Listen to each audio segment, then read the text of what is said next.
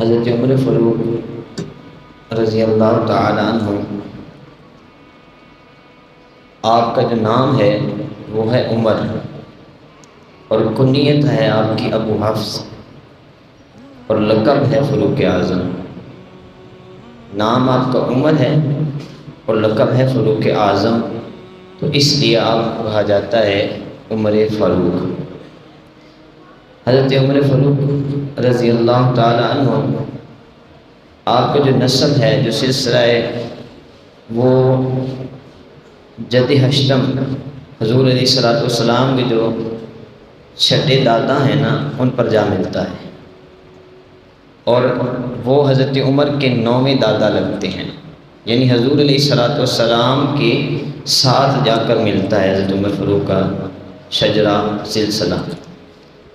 اور حضرت عمر فاروق رضی اللہ تعالی عنہ، آپ عام الفیل جو سال تھے ان کے 13 سال بعد پیدا ہوئے۔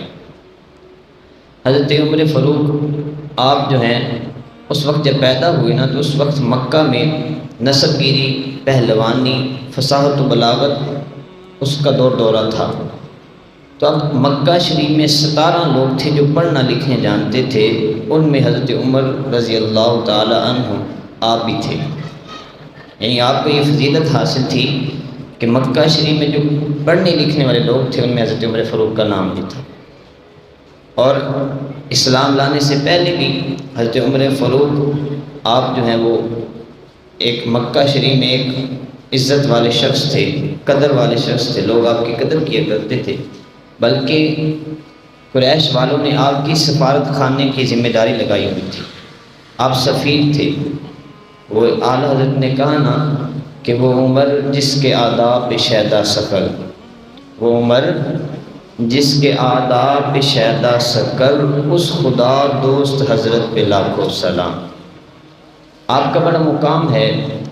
حضرت عمر فاروق کے جو دادا ہیں ان کا نام ہے نفیل، اور ان کے تھے 2 بیٹے، ایک کا نام تھا خطاب اور ایک کا نام تھا عمر۔ تو حضرت عمر حضرت خطاب جو ہے خطاب سے آئے۔ کس سے آئے؟ خطاب سے۔ آپ خطاب کے بیٹے تھے نا۔ اور قصہ مختصر یہ ہے کہ حضرت عمر فاروق آپ اسلام لانے سے پہلے آپ جو ہے وہ ان میں قدر و منزل والے تھے، لیکن جب اسلام لے کر آئے پھر اور عزت والے ہو گئے، پھر اور آپ کا مرتبہ بلند ہو گیا۔